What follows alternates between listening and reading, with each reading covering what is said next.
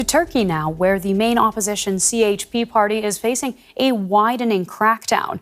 Back in March, Istanbul's mayor Ekrem Imamoglu was arrested and suspended from office over corruption allegations. That triggered a wave of mass protests. Since then, more than a dozen other CHP mayors and hundreds of their staff have been detained or jailed over similar allegations. President Recep Tayyip Erdogan and his government reject claims that the arrests are politically motivated. Our correspondent Julia Hahn has this report now from Istanbul. Every week, 25-year-old Aydintasbas and his friends take to the streets to protest for the release of Ekrem Imamoglu. Istanbul's mayor and Turkey's leading opposition politician has been in jail for over 4 months. Aydintasbas is a member of Imamoglu's party, the opposition CHP. Ekrem Imamoglu is currently being held as a political prisoner. This is a direct violation of our will, the will of the people. We will not bow to this. We are certain that Ekrem Imamoglu will be our president one day. Imamoglu has been at the helm of Turkey's largest city for the past 6 years and was widely seen as President Recep Tayyip Erdogan's main political rival in the next elections in 2028. But in March, he was arrested over corruption allegations and suspended from office. It sparked the biggest street protests in Turkey in over a decade. Imamoglu was recently sentenced to 20 months in jail in one of several other cases pending against him. A lot has changed here in Istanbul since Imamoglu's detention. His face used to be plastered around the city on public buildings. But now there are only a few posters left, as most have been removed. His Turkish X account has also been blocked by the authorities. And across the country, other members of his party have faced judicial pressure. At least 15 mayors and hundreds of their staff have been detained or jailed over graft allegations. Critics say the arrests are politically motivated.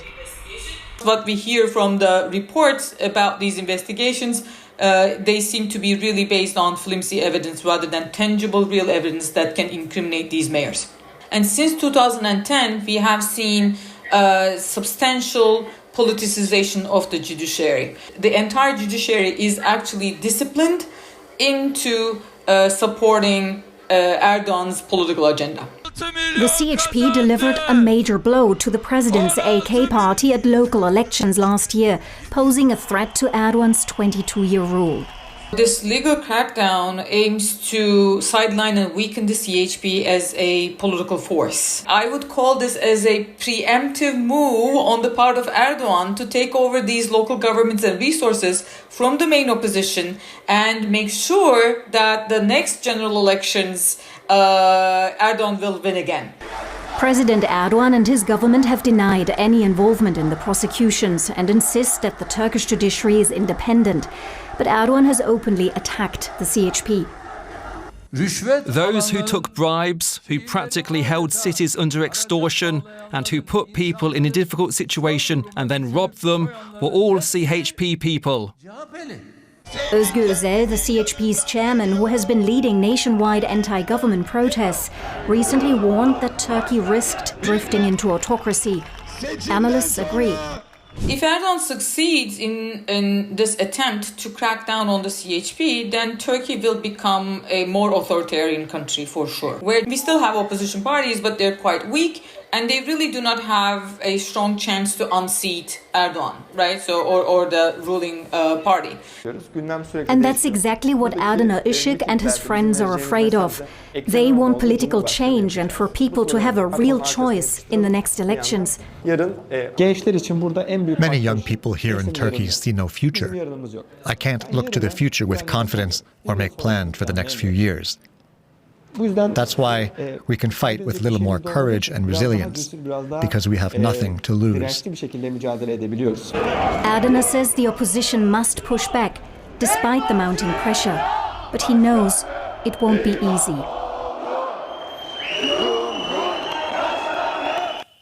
Asli Aydintasbas is a fellow at the Brookings Institution based in Washington, D.C., but currently in Istanbul. I asked her how weakened the opposition CHP in Turkey is right now.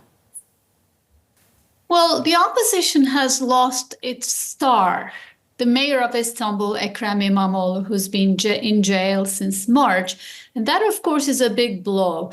Not so much in terms of the support for CHP, but more in terms of the spirit, the energy, and also the hope. Imamoglu had really started positioning himself as the guy who would run against Erdogan, claiming that he won twice against Erdogan. Of course, in the municipal race, he had not officially run against Erdogan, but he did. In all practical purposes, he did run against Erdogan. President Erdogan heavily campaigned in Istanbul, so he had the title of the man who twice defeated Erdogan and was ready to do a third time. And now he's been in jail since March. That's a huge blow. And I think there is now, I've been in Istanbul for a couple of weeks, and almost a sense of defeat, emotional defeat, a sense that things don't change in Turkey, that maybe Imamoglu will not come out of jail until the next election. Maybe he won't be the candidate. He certainly wants to be the candidate. There's no doubt. He has changed his Twitter account to presidential office of Ekrem Imamoglu and stuff, but it's not clear that the legal process is going to allow him to be a candidate. So what I've seen is a sense of defeatism among his supporters, just ordinary people who started mumbling that maybe, Erdogan will not allow an election that he might lose. So therefore, maybe he's not going to be, Imamoglu maybe is not going to be allowed to run. I think there is a sense that I had not witnessed in Turkey before, which is sort of something like the House always wins. In this case, President Erdogan always wins. When ordinary people speak, they kind of describe him as somebody who's going to stay in power as long as he wants. And that's never been the case in Turkey. People have never thought of elections in those terms. They never thought Turkey was a country that resembled Russia, where Putin is always in power as long as he wants. So that is a huge mindset, a shift in mindset, and a huge shift in public psychology, I think. But just to be clear, you think that extends to people beyond just Imamoglu's supporters? Generally, do people in Turkey perceive these arrests of opposition figures poorly, or are there still some who buy Erdogan's argument that the judiciary is independent, that this is about tackling corruption? I think by and large, people think this was a political move. And some people also think that there may have been corruption. So these things are not necessarily, particularly Erdogan supporters. But overwhelmingly, there's been a disapproval of the arrest, even among people who have in the past voted for President Erdogan. And don't get me wrong, the government is not winning in terms of popularity. They are winning in terms of the defeat of a sense of resilience.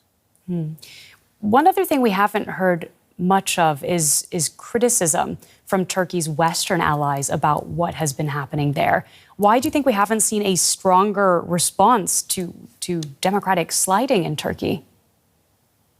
Well, we are going through incredible times, an inflection point in history, a geopolitical emergency, so to speak. And Turkey sits between two hot wars, the war in Ukraine, the war in Gaza. It is just right next to Iran, and pretty much it has huge leverage over Syria and over the transition in Syria. So its geopolitical importance has risen enormously. President Erdogan has always been a skillful geopolitical player. Whether he continues to be as popular as he used to be is obviously a question that remains to be seen. But in terms of his geopolitical reach, he's not doing any worse than he did a couple of years ago, quite the other way. With Donald Trump in power, Turkey has been able to score other new wins.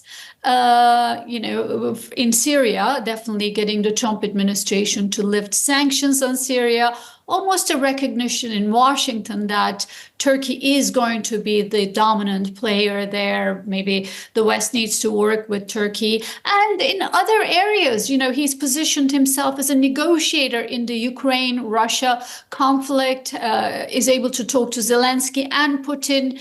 And Turkey certainly continues to be a dominant military power in the region beyond its borders. So I think there is a sense that it's too important to sideline or to isolate on human rights grounds. This is an age where the geopolitical emergency trumps over values that hold the Western alliance together.